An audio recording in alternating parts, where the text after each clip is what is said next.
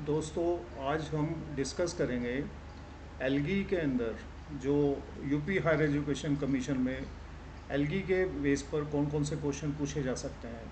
तो सबसे पहला क्वेश्चन तो ये है कि आपका जो एल्गी का सिलेबस जो आपने पीजी में पढ़ा है, जो आपकी यूनिवर्सिटी में पीजी का सिलेबस है, उसमें कौन कौन सी एल्गी मेंशन है, और ग्रेजुएशन में आपने कौन कौन सी एल्गी पढ़ी थी आपका सिलेबस वाइज। ये सबसे बड़ा पॉइंट है। तो एलगी में सबसे इम्पोर्टेंट है कि सब आपने एलगी में कौन कौन सी बुक्स पढ़ी हैं। एक क्वेश्चन ये बनता है, फॉरेन ऑथर की कौन सी पढ़ी है और इंडियन ऑथर की कौन सी बनी है। नेक्स्ट क्वेश्चन ये बनता है कि father of algology, father of Indian algology, algology को माइकोलॉजी कहते हैं या फाइकोलॉजी कहते हैं। इस तरह से भी क्वेश्चन बन जाते हैं इसमें। और फिर एल्गी का classification, pigmentation in algae, septation in algae, economic importance of algae, और टाइप स्टडी में जिसमें क्लेमाइडोमोनास, क्लेमाइडोमोनास के अंदर रिप्रोडक्शन, क्लोरेला, वोचीरिया, हाइड्रोडिक्टियन और फ्यूकस। इस तरह से आपको पूरा एल्गी के अंदर टाइप स्टडी से लेकर के उसका thallus organisation, evolutionary trends in algae, diatoms वगैरह, ये सब चीज़ें आपसे पूछी जा सकती है। तो मेरी ओपिनियन में जो मोस्ट इम्पोर्टेंट जो एल्गी है, एक तो कारा, एक फिशिल्ला, सीलियोकीट। सीलियोकीट में जो स्पर्म कार्प एक वो मिलता है, that is analogous to the seed of angiosperm. और फिर जो इसमें बनते हैं ट्रम्पेट हाइफे पॉलीसाइफोनिया में, न्यूक्लियल एंड ग्लूब्यूल, ये कारा के अंदर।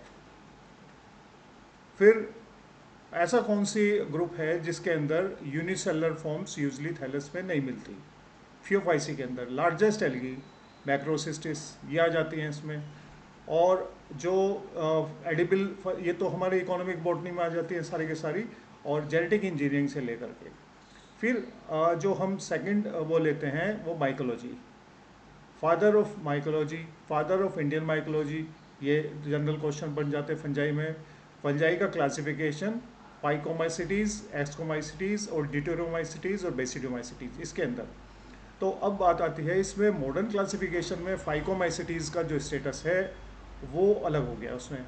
पहले एल्गल फंजाई होती थी, लेकिन अब मॉडर्न जो क्लासिफिकेशन है इसके अंदर फाइकोमाइसिटीज़ को डिफरेंट, उसमें काइटिडोमाइसिटीज़, जाइगोमाइसिटीज़ वगैरह, ये अलग अलग डिवीज़न बना दिए, माइकोटा में इसमें कन्वर्ट कर दिया। तो रिसेंट क्लासिफिकेशन जो आपके उसमें फॉलो होता है, आप उसके ऊपर क्वेश्चन तैयार कर लीजिए।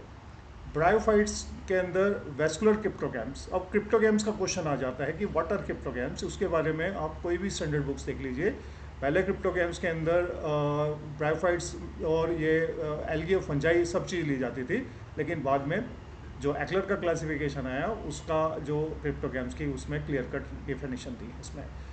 और नॉन वेस्कुलर क्रिप्टोगैम्स ब्रायोफाइट्स हैं, वेस्कुलर क्रिप्टोगैम्स आते हैं टेरिडोफाइट्स। अच्छा, एम्ब्रियोफाइटा ग्रुप, ब्रायोफाइट और टेरिडोफाइट के अंदर आपने कौन कौन सी टाइप स्टडी पढ़ी हैं, ये सब डिटेल है। क्योंकि जब हमने तैयारी की थी तो मुझे याद है कि एल्गी के अंदर हमने 33 के करीब स्पेसिमेन पढ़े थे, अपने जो स्टूडेंट्स हैं उनको कराए थे। फंजाई के अंदर भी लगभग हमने 25 to 30 फंजिकल जो टाइप स्टडी करी थी। ब्रायोफाइट्स के अंदर भी 10 to 15 ब्रायोफाइट्स हो जाते हैं। और ब्रायोफाइट्स में एक बहुत इंपॉर्टेंट क्वेश्चन ये बन जाता है कि एम्फिथीशियम और एंडोथीशियल ओरिजिन ऑफ स्पोर्स ये किस किस में मिलता है। तो एम्फिथीशियल जो ओरिजिन ऑफ स्पोर्स होता है वो एंथोसिरोस के अंदर और स्फेग्नम में होता है। बाकी के अंदर एंडोथीशियल जो होता है स्पोर्स का ओरिजिन होता है। Progressive and retrogressive theory of evolution of sporophyte, ये हमने पढ़ा है।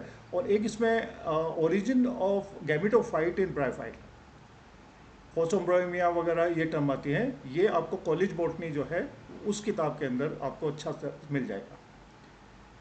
गैमेटोफाइट का जो ओरिजिन है उसके बारे में, स्पोरोफाइट का तो है इवोल्यूशन के बारे में, लेकिन ओरिजिन कैसे एल्गल ओरिजिन जो हुआ है वो ब्रायोफाइट्स के अंदर ये। और फिर टेरिडोफाइट्स के अंदर हेट्रोस्पोरी, हेट्रोस्पोरीज किस किस के ग्रुप में हुई है आगे। और जो ट्रैकोफाइटा के अंदर कौन कौन से ग्रुप शामिल होते हैं, क्योंकि ये नेट के अंदर इस बारे में क्वेश्चन 2-3 बार डिफरेंट तरीके से पूछ रखा है। ट्रैकियोफाइटा में जो आते हैं टेरिडोफाइट्स, जिम्नोस्पर्म और एंजियोस्पर्म्स, ये टेरिडोफाइट्स आते हैं। स्पर्मोफाइटा के अंदर जिम्नोस्पर्म्स और एंजियोस्पर्म्स आते हैं। फिर एंजियोस्पर्म में एक जनरल क्वेश्चन ये बन जाता है कि एंजियोस्पर्म्स का हम डेरिवेशन ऑफ नेम कहते हैं एंजियोसिस और स्पर्मा।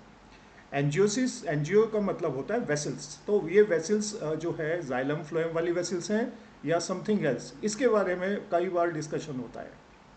तो ये वेसल्स जो होती है, ये वेसल्स का मतलब होता है कोई बर्तन, पॉट ऐसा जिसके अंदर सीड होता है। ये वेसल्स जो है कंडक्शन वाली वेसल्स नहीं होती, एंजियोस वाला जो है। Seeds are contain in some container, that is vessels, angios. Angios उसके उसमें होते हैं।